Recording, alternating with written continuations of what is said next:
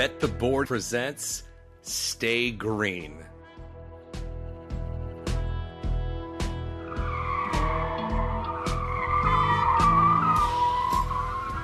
Stay Green is your first stop for all the metrics, matchups, and money-making opportunities at the track each race week.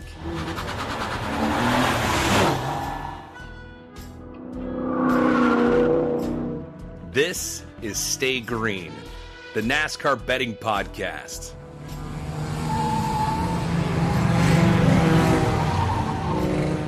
Here are your hosts, Todd Fuhrman and racing analyst Chris Werme.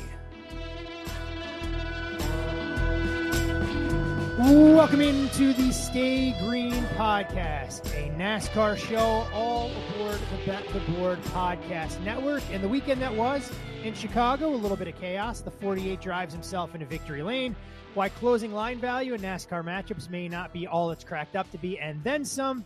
And favorites going out early often opens up a little bit of opportunity. I'm your host, Todd Fuhrman, joined as always by professional NASCAR bettor, my co-host on this fine program, Chris Werme. And Wormser, we can start with the sorrow before we get to the sweet. You give out SVG a pick'em over Chase Elliott. He goes off minus 350 on race day. I think SVG is going to have an opportunity to do what he did in the Xfinity race on Saturday. And lo and behold, the 16 car finished the dreaded DFL. Yeah, that was kind of a shocking twist from Saturday to Sunday to have Larson and SVG put on quite the show in the Xfinity series, and then turn around and finish dead last and, second to DFL. So what a difference a day makes, and what a difference rain Mother makes. Nature? I was saying Mother Nature can make. Yeah, that man, road courses are hard enough, or street courses are hard enough with just very low track limits, and a place that we've gone to only twice. And I can't remember where I heard this, but the track isn't exactly the same every year. They might fix a pothole here and there. They might have a bump. You grew up in a cold weather climate. There's snow, there's salt. There's no chance the roads in the state of Michigan are the same year in, year out after you go through winter any more than they would be in downtown Chicago. Yeah, so I think that lends to a little bit of uncertainty, and then you throw in the chance of a pop-up shower that doesn't have lightning, where NASCAR can throw the cars out on the track. And I actually think NASCAR did a good job getting the race in and communicating well as to when the race will end. So I do think that was a positive. However, live pit stops on pit road, kind of all of a sudden, that was a thing when that was very dangerous at Loudon. All of a sudden, not dangerous, live pit stops in the rain. But, you have to test it somewhere. And gosh, I have to give NASCAR credit, since I would say, Charlotte, when they did catch a lot of crap for that, because, if you look back, that's the worst Gluck pull was Charlotte, in the way that they handled that, drying the track and then calling it at midnight or whatever. Which I'm convinced was as much TV and the late hour as much as anything else. So I can understand why the Gluck pull got such a piss poor rating for that particular race. Yeah, but I got to give it to them. They've made Chicago work. I thought it was a fairly entertaining race with rain tires and slicks at the end. Would have been interesting to see if someone with slicks could have actually gotten to the 48's back bumper and made a move on damp track. But a bummer to have a matchup close 350 and then it not even make it to stage 2. It was definitely a bummer. Not to mention the 10-1 we had on SVG from the opener. So yeah, tis the life. You have both race favorites at good numbers, but like we talked about last week in stage 3, it's not always about building the best card. You need a little bit of lady luck on your side to be able to cash tickets in this racket. And so it proved to be a valuable lesson and reinforce what we already know. As we got deep into stage 1 already, for those folks who are tuning into the Stay Green podcast for the very first time, stage 1, all about what we learned at the previous week's race and what we can apply going forward. Stage 2, it's all about previewing the upcoming race weekend and the drivers that we have our eye on. And Stage 3, kind of a dealer's choice as we deep dive some NASCAR betting concepts, and we'll get into that a little bit later in the show about some of the things that Worm touched on already. But, while it may have been a little bittersweet for us, Worm, we do have to give Alex Bowman full credit. He had been the model of consistency when it came to racing inside the top 10, finally drives his way into victory lane. He finished dead last in the Chicago Street Course a season ago, drives it in and clinches his spot in the playoffs, securing passage now for all members of Team Hendrick. Adopts a rescue dog the week of, unlike Denny Hamlin, who we talked about in Actions Detrimental. Yeah. He can't get Lulu into victory lane, but credit to Alex Bowman and the donation he makes in the wake of a win to the Best Friends Animal Society. But 48 car, under a lot of pressure, him and Blake Harris finally have that checkered flag under their belt. Yeah, this was not a fluke. This was a car that I thought was the fourth best car going into the weekend, albeit a distant fourth behind Ty Gibbs, SVG, and Kyle Larson. I thought that those guys were clearly the best. That was going into the race. I think once there was some dampness on the track, and I thought that maybe Chris Bell was, he was arguably the best car. So maybe you had Alex Bowman was kind of the fifth best car all day long. But, there's a battle of attrition sometimes in these races. And the 48 got it done. And the other thing, too, is they took a risk, to stay out there on those older tires. Definitely had some downside risks to it. But Alex Bowman, even though a lot of people say that he's in over his head in Hendrick equipment, if he's put in a position to win, he's pulled it off time and time again. You give him some clean air, he can fend off drivers. Not that Joey Hand was like this, all-powerful being trying to pass him, but he still needed to make it happen. I want to ask you about that. If Joey Hand is a Cup regular, do you think Alex Bowman has the same level of success completing the race-winning pass that it took there? Because it looked, and credit to Joey Hand to some extent, I know the true competitors out there go, Hand's got to make it more difficult. Joey knows that this guy is racing for a playoff berth and a race win, but it felt like he didn't exactly provide the most resistance. If it was no Nick Newman out there, that would have been a little bit different to try and get that race-winning pass. That's tough to say. He was in RFK equipment, which, isn't a slouch by any means. So I think that Joey was probably playing the respectful way. And, hey, I am thankful to be in this series racing up here in at a podium setting.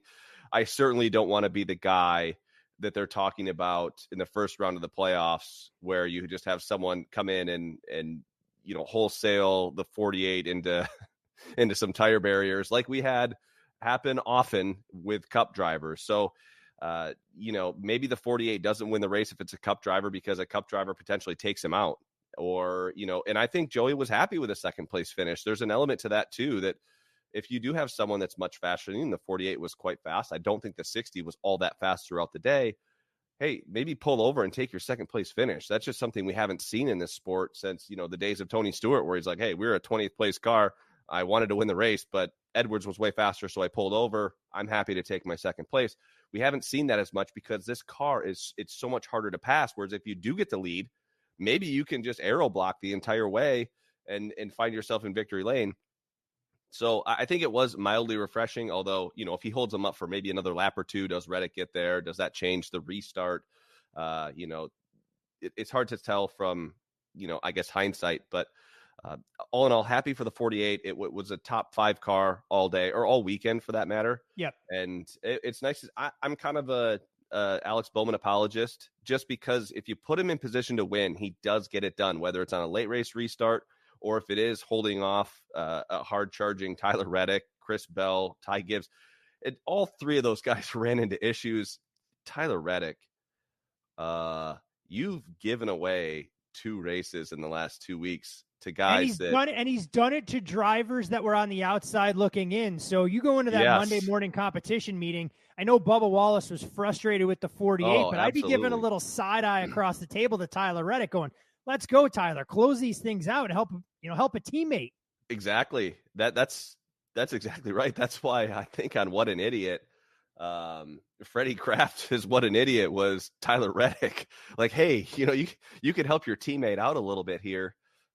just by winning a race. And Tyler Reddick could have walked away with 2 wins the last 2 weeks, and he knows it. And I think everyone that kind of has a sharp eye that watches the sport realizes that Reddick had a chance, because I was under the impression they were coming to the checker, but they were actually coming to the white. There was some confusion. I was listening to the radio. I didn't know what the hell was going on. And when he had another lap, you know, because Wob had Bowman, so he was panicking.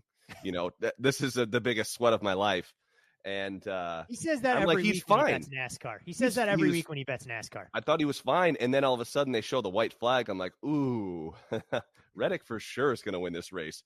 And then the next thing you know, I don't know what corner Reddick, you know, hit the inside barrier, but I want to say it might have been turn 6, and then even Ty Gibbs for the top finishing Toyota, who was a trendy sharp picker earlier in the week at about 5.5, 6 to 1, ends up getting within 1/10 of a second to the 45's bumper, and it's Ty Gibbs coming home in third place. So also the Chris Bell was the first on those slick tires, and I don't know what the hell happened. He was trying to pass 3 cars at one time. I wonder if Truex didn't know he was there, because it looked like Truex was kind of trying to bump somebody or at least retaliate and caught up some of that 20, because I think Chris Bell wins by 5 or 6 seconds if he gets clear through there, because I thought that, for one, I thought Reddick had no chance of getting there, and he was 3 or 4 seconds behind Bell when that happened. So all in all, happy for the 48. You know, that's big for that team, and he'll be a threat in the playoffs. He can win races, and who knows what happens if they can just kind of stay out of trouble, get some top 10 finishes, and then find themselves in victory lane once or twice in the playoffs. He could be competitive. We can only hope that next year when they try the Chicago Street Course again, we get dry weather and we can get treated to a similar show to what we saw on Saturday that you kind of alluded to with SVG and Kyle Larson. I can't imagine that SVG will open at 10 to 1 next year in the Chicago Street Course. No. I have to think it'll be more in that 3.5 to 1 price range, because he has that level of discipline and skill to be able to go out there and that kind of. And he's only going to learn more. Oh, there's no doubt about it. He's already trending in that particular direction. And I think when you look at the Xfinity playoffs, 25 to 1, not the worst price that we've ever seen on a guy that's going to have the opportunity to race on a couple of road courses and maybe get himself into the mix. So SVG will no doubt be a force to be reckoned with. But we'll wave the green-white checker flag on stage 1. I'll encourage all of you, our Stay Green listeners, to follow Chris on social media at Chris Werme 15. I'm Todd Fuhrman. You can follow me there. And for all things podcast related, follow Bet the Board at Bet the Board Pod. And as we go to stage 2, Pocono this weekend in the Pocono Mountains of lovely Pennsylvania. As far as track specs are concerned, Worm, I mean, we'll see it time and time again. They're going to call it the Tricky Triangle. We're going to see on NBC where is turn 4, which we know doesn't exist. And the design of Pocono Raceway brings into play 3 different radius turns, lengths of straightaway, degrees of banking. First turn radius of 675 feet, 14 degrees of banking. Back straightaway, more than 3,000 feet in length. Then we're talking about turn 2, 750 feet and 8 degrees of banking, a short straightaway. And the third turn has 6 degrees of banking. So it's all about getting your car to handle where you can pick up the most speed. And some drivers obviously perform significantly better. The question that I always ask you when we go to a different track, any track comps that you can make for Pocono, or do we go as far as saying, watch Pocono this weekend because what we see at the Tricky Triangle is going to translate into the Brickyard next weekend? Yeah, it'll be more of I think that the closest comp would be Indy. The next you could maybe look at Michigan, but that's just because you're looking for raw speed and who's fast in the straightaways.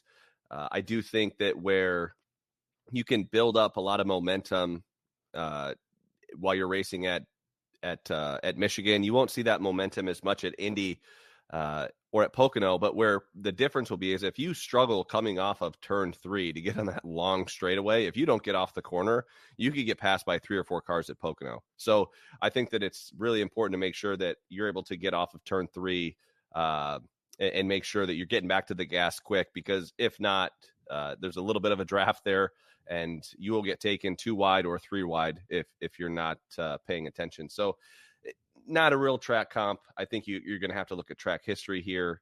I think that it's also important. Momentum would be something I would look at, but we haven't seen a 1.5 mile track in a while. So it'll be interesting this week. We could have some new players, and it's also a place where you can catch a setup and just be slightly faster than a couple other drivers and find yourself at a late race restart or in a position or a strategy position to win the race. Well, you mentioned strategy. Do you want to go into that rant now or later? Yeah, let's just get this off our chest. Handicapping Pocono. So go ahead. This is a safe space. I want you to be able to vent here to all of our You can't win the race without the right strategy. So I don't care how fast your car is, you can't win without the right strategy.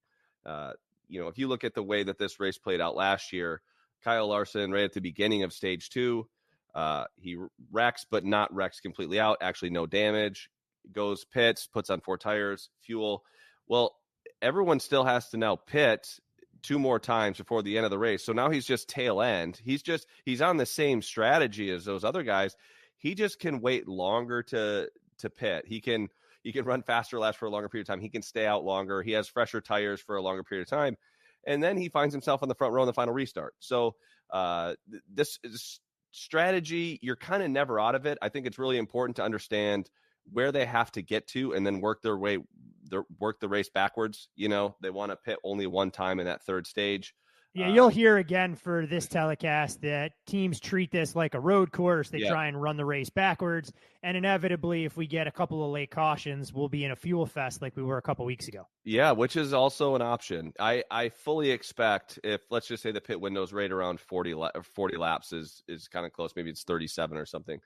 I would expect if there's a caution 3 or 4 laps outside that fuel window, you will see crew chiefs scratching their heads. They're going to come down and pit and hope like hell they don't have 5 restarts like we've seen in recent weeks at Nashville. This is one of those races where you maybe have 2 or 3 guys that catch a setup that are clearly faster, that could work their way through a maybe the not the best strategy, but they're fast enough to work their way up up the field or through the field.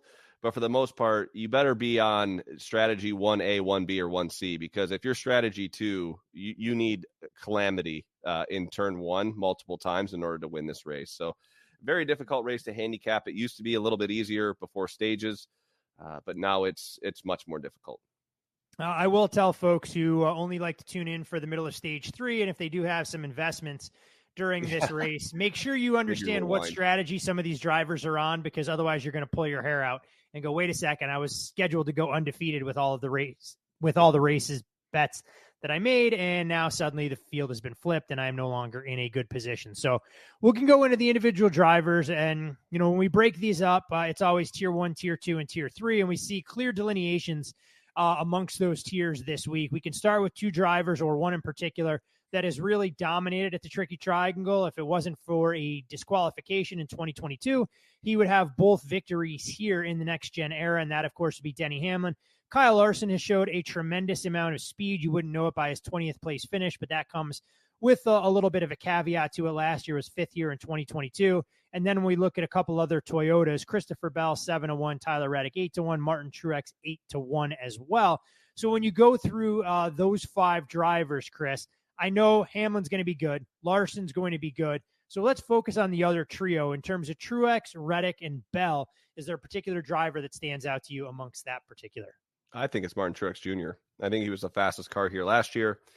He's had a tremendous amount of success here in the past, and I expect him to be good. I know that we haven't seen the same kind of speed out of this 19 team, or even like a little bit of fight.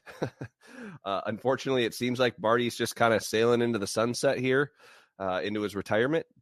But I do think that he has figured something out at this track. I anticipate him to be really good. I think of all the favorites, this 8-1 price, there was some 9-1 available. I don't know if that's still around. I do think that this is kind of the best price of the favorites. Chris Bell's had speed everywhere, but he's hit or miss. And I don't know if all the speed that he had last week was due to the wet. He's been great, by the way, on those wet weather tires. So if we do see rain in the forecast, you have to run to your live betting options that are available and make sure you have a little bit of exposure to the 20 car, apparently. Yeah. I think Chris Bell's probably properly priced. Tyler Reddick, I feel like, a little overvalued. He's got some great runs here and great finishes, but I just haven't seen him driving through the field or driving to the lead. I just think he's kind of ended up in a good spot. Late in races. And you obviously have to be there in order to to at least have these good finishes or have speed in the race car. I just haven't seen much out of him in the way of just passing cars, even if he's had a little bit of fresher tires or some sort of advantage. I just haven't seen it out of Reddick. So I would say that the best value on the board of the favorites is Martin Truex Jr., because if he does qualify well, and he has qualified well here in the past, we could maybe see him go off at, maybe a 5 or 6 to 1 price. When we get into Tier 2, we can start with a pair of HMS teammates. William Byron right around 10 to 1, Chase Elliott 12 to 1. As far as William Byron, I thought it was interesting. Bob Pockrass asked him last week going into Chicago if he felt like the 2014 was in a bit of a slump, things that we've talked about, not getting the kind of finishes or showing the speed. But again, it's history or deja vu all over again, I should say. When we look at Byron's finishes in terms of the next-gen era at Pocono, 3 straight finishes outside the top 10 going back to the last race in the old gen, but he did lead 60 laps here last season after starting on the pole. We talk about clean air and how important that is. The 24 did a tremendous job hanging on to that and showed a tremendous amount of speed. Chase Elliott, he got the win here back in 2022, but he finishes third. It's the DQ of Denny Hamlin and Kyle Busch. 3 straight races, now 18th or worse. So we talked about the 9 car being the model of consistency. Hasn't quite been the case over recent weeks as they continue to struggle a little bit for speed. And what's interesting about the 9, hasn't led a lap at Pocono since 2019. And if we go all the way back to the first race in 2016 here at the Tricky Triangle, has led a grand total of 16 laps. So I wouldn't say the 9 car has shown a ton of race-winning speed, despite having a race win here back in 2022. Yeah, I kind of wanted to chase it, maybe a little bit higher price, like a 16 to 1 range might warrant a play. I just don't see him qualifying in the top 4. And with those, kind of with Larson and Hamlin typically qualifying well here and running up front, I think that they're going to eat up a lot of that win equity. So, I would wait on someone like Chase, that he could be methodical here and work his way up. If you don't make mistakes, it's amazing just that you find yourself in the first couple rows on the late race restart or the final restart. There's potential there. William Byron, man, 2 14th place finishes. He led a lot of laps here last year.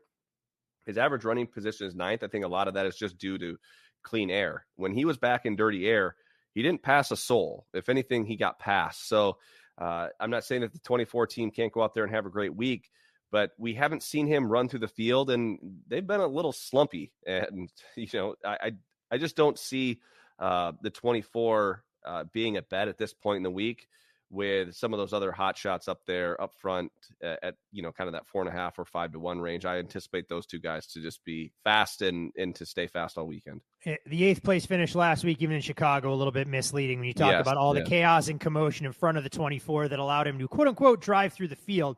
But a top 10 nonetheless. When we look at some of the other drivers in Tier 2, we can start with Ty Gibbs right around that 14 or 15 to 1 range, finished 3rd at Chicago, ended a 5-race skid of finishing 11th or worse. We talk about his road course prowess, seems to be his primary discipline of late, and there are a lot of similarities when you're driving at Pocono. As far as his next-gen starts here, 2 career starts, 16th in 2022 when he filled in for Kurt Busch, making his Cup debut, and he finished 5th here last year, and he showed remarkable speed, a driver rating of nearly a 111, and actually led 4 laps. And then we finally get a little Ford flavor with Ryan Blaney and Brad Kay.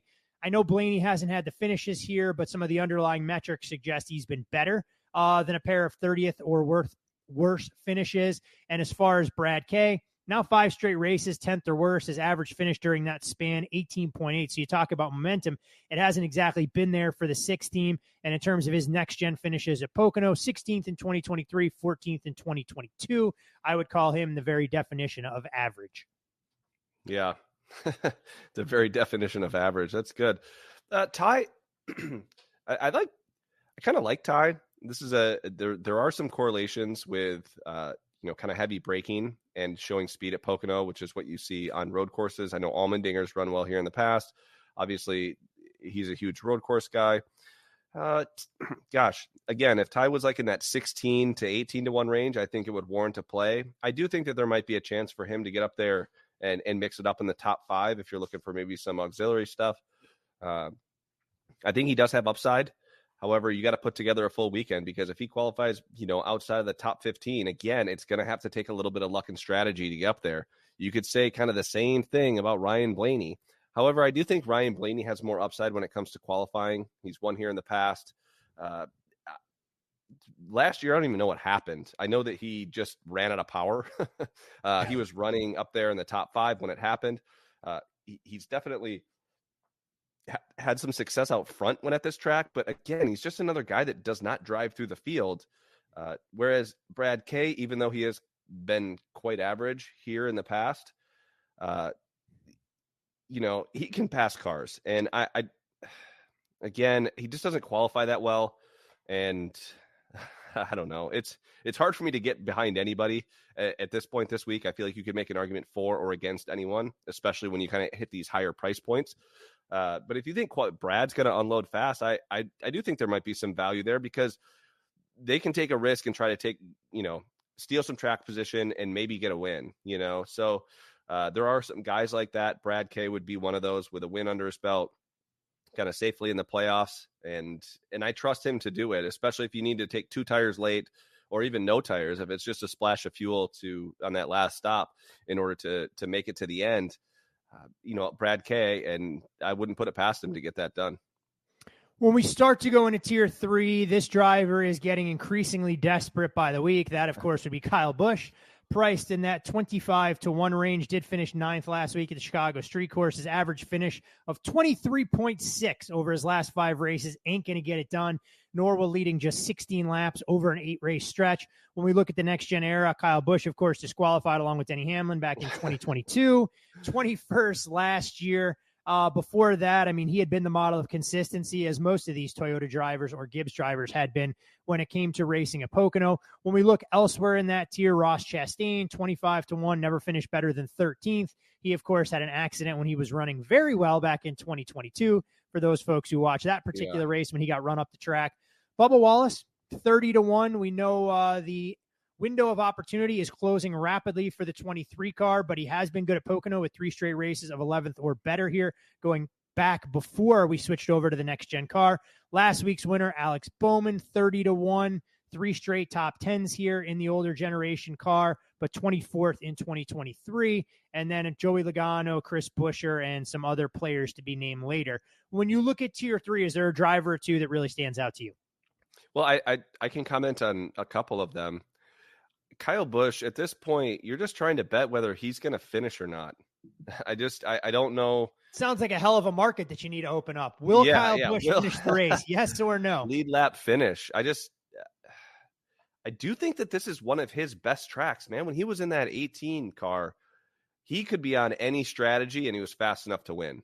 And it wasn't even close, in my opinion. So you got to think that he has some talent when it comes to racing this track. It's just, can he put everything together? And it seems like he hasn't been able to do that. Ross Chastain, I used to love him at this track. I thought he was going to be great here last year. He was abysmal. I went back and watched the pre-race poll from last year, and I was not happy with Ross Chastain. We had a nice little chunk on him at 12-1, and I think he went off at 25-1. So this is probably properly priced. Again, this is Chastain very consistently not being as good at tracks where he's been good in the past. So this, I imagine the same thing will happen again this year. He unloaded poorly. It's like a broken record with Chastain. I keep waiting for the guy to finish inside the top 3, and the market now is finally starting to reflect a driver who, unfortunately, you hate to say it, just hasn't been that competitive week in, week out like we've seen the last 2 years. Yeah, well, here's the other thing. This would be the argument for Chastain. If you go back to Nashville, there was probably only one car that could have caught Chastain that day that was fast enough, and that was Denny Hamlin, and he was able to pass him. This is before the Larson incident. Yep. If there's a way for this one car to find itself out front, I don't know how it happens, and I certainly can't handicap how that happens. But if you do think that this could get wild and crazy, and a properly timed caution could somehow make it for this car to be out front, he's going to be really strong and really hard to pass. So, if that's the route you want to take and you just think, hey, if he gets there, he's going to be tough to pass, I would agree with you. Now, Bubba Wallace is a little different. I don't trust him quite as much out front as I would someone like Ross Chastain, but I also think Bubba's been a little bit more consistent, and he's been pretty fast here. He's got, a 10th place finish and 11th place finish. He's been very comfortable. And more importantly, he's liked his car. So that to me is potential upside for Bubba Wallace. I do think he needs to qualify a little bit better than he has been as of late. So I wouldn't mind seeing him be a little faster in practice. And gosh, he was fast last year in qualifying in the first round of qualifying, and then kind of screwed it up there in round 2. But I do think that this 23XI car is going to be good. And I think that there's some upside for Wallace. I don't know that he can win the race, but I do think maybe matchups or, maybe a top 10 price isn't terrible on him. Alex Bowman, if he gets put into a spot to win a race, he will. I don't know how that happens at this track without. He's got to recover from his 48-hour hangover. I saw a little bit of video footage with the interview he did on the Dale Jr. download. Looks like his eyes were still glazed over from the celebration in the wake of winning Chicago. Absolutely. And Joey Logano, listen, strategy track. Somehow they've punched a ticket. I don't know how. Had speed here last year, was wrecked, kind of on the first restart after, I think, winning stage 1. I'd be shocked if this 22 car unloaded that fast and led a bunch of laps, but I also would put him in the category with Ross Chastain as someone that if they can get off sequence or just something different, whether it's they take tires or don't take tires, whatever doing the opposite of what the field does to give them some track position, he's going to be really good. He's won races here. And I do think that Joey Logano at 30-1, just because of strategy, is, I don't say it's like warrants a automatic play, but I could see how having money on Logano wouldn't be a terrible play late in the race. Somehow he's running 5th and you're like, wow, he has a good restart here. He could maybe mix it up a little bit. I can see where this is going. You advocating to bet Joey Logano at 30-1, him looking like utter dog shit in practice, drifting out to 50-1, and being inside the top 5 for that late race restart, with us having a number that's way too short on the 22 compared to what we could have had on race day. When you look at Joey Logano, credit to Ryan Stevens of iFantasy Race, his average speed figure is not exactly great. 22nd in the 2 next-gen races here, was 26th in next-gen speed rankings in 2022 and 20th last year. But there is no doubt, if there's a driver willing to take a risk and win with an unconventional approach, it is Paul Wolfe and Joey Logano driving the 22 automobile. So we wave the green-white checkered flag on stage 2. Unless, Worm, you have one other driver that you want to highlight at a longer price that may be out there that we didn't touch on. No, I think we could have probably done this whole podcast with Hamlin and Larson, in my opinion, and argued between which one of those weekends, two guys was just half position on Hamlin at 4.5-1, half position on Larson at 5-1. We actually had that discussion, to sit, like, do we just start the week with, a position on each one of them and hope, or not hope, we know that there are odds. Like, I don't see a world where Larson, even if he starts 20th, what are you going to get? Plus 550? Like, I don't, maybe like, I don't even know you do. You could, there's a thought process where you just take Hamlin and Larson and just, this would not be the track to do it though, I guess, because so much can happen.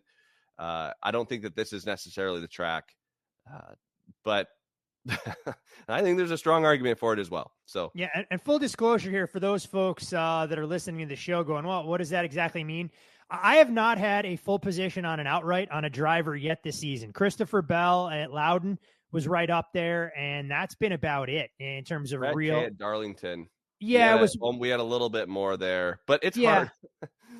It's hard to get that much. A full position for us on an outright. It means we have to love a guy, and it can oftentimes make your weekend. We typically won't break it, but it is rare for us to be able to move that kind of freight on a driver of that price point. All right, green, white, checkered flag on stage 2 into stage 3. And we kind of teased this at the top of the show, talking about weather, rain, timing, and everything else that comes from it. I mean, Worm, can you put a call in? Can we get a race just once over the last month that doesn't get interrupted for at least 90 minutes by rain, whether it was Loudon, whether it was Nashville, whether it was Chicago? Maybe there's a path that a place like Pocono somehow gives us a little bit of sunshine for a change. Yeah.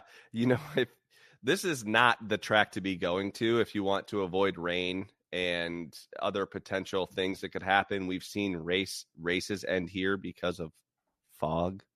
I've never seen Chris that Buescher. before. Chris Buescher, line 1. Yeah.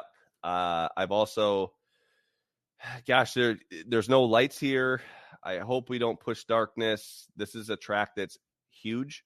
And, it can be raining in one corner and dry in another corner. We do not have rain tires for this track. We will not go out if the track is damp. It will need to be fully dry, and it takes a long time to dry this 2.5 mile track. With that being said, it is not the time to go all in on your bets. I think that if you listen to the pre-race poll over the weekend, I was very hesitant to play anything more than I had. And we didn't get involved in matchups other than the SVG. Chase Elliott fiasco. Yeah, Chase Elliott debacle. Thanks, Chase Briscoe. Listen, there's times when you can really pounce and make money, and then there's other times where you pick off some value. You hope the chips fall a certain way, and you're able to make money. I don't think getting fully invested at this point in the week is a smart play. I would rather see what the weather, number one, looks like before you make a play, but also who looks good in practice. And even after practice, just know that an untimely caution could pin someone a lap down that needs maybe 2 laps of fresher tires to kick in, to unlap themselves.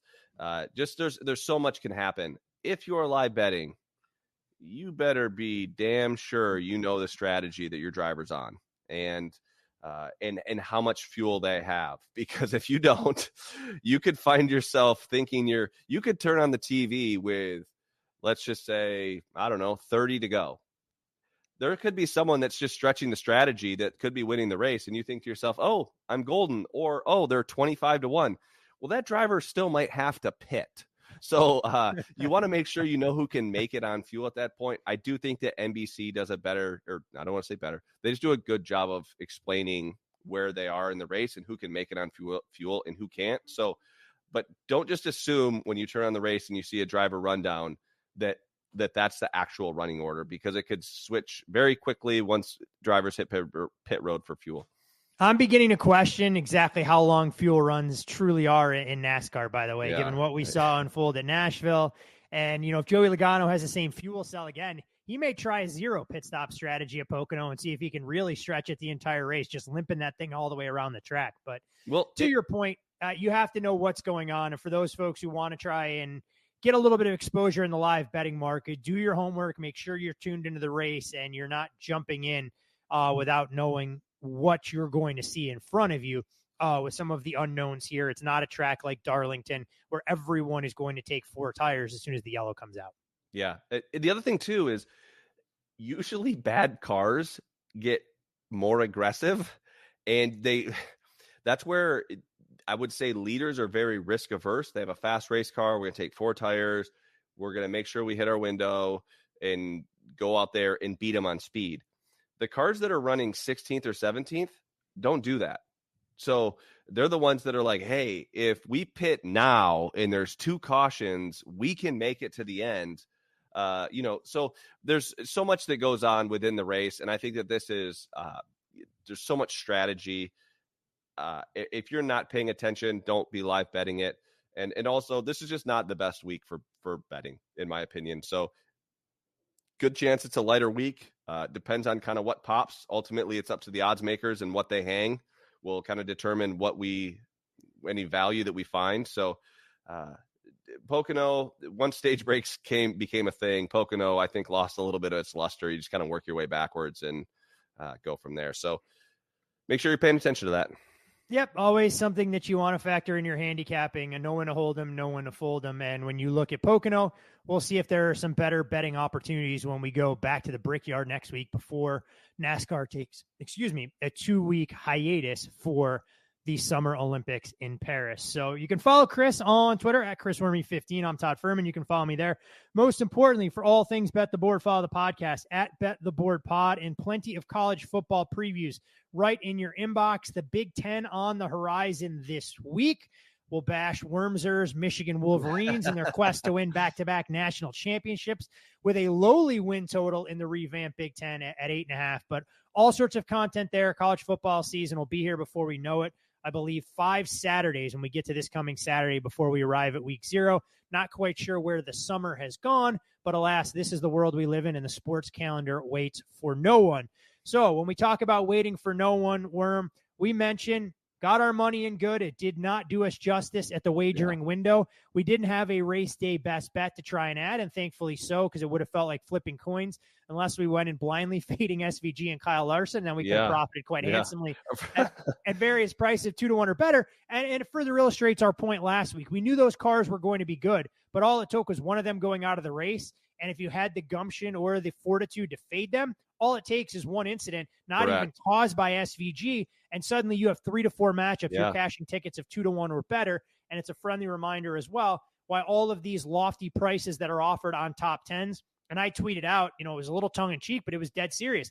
You bet Daniel Hemrick to finish inside the top 10 every single race this season.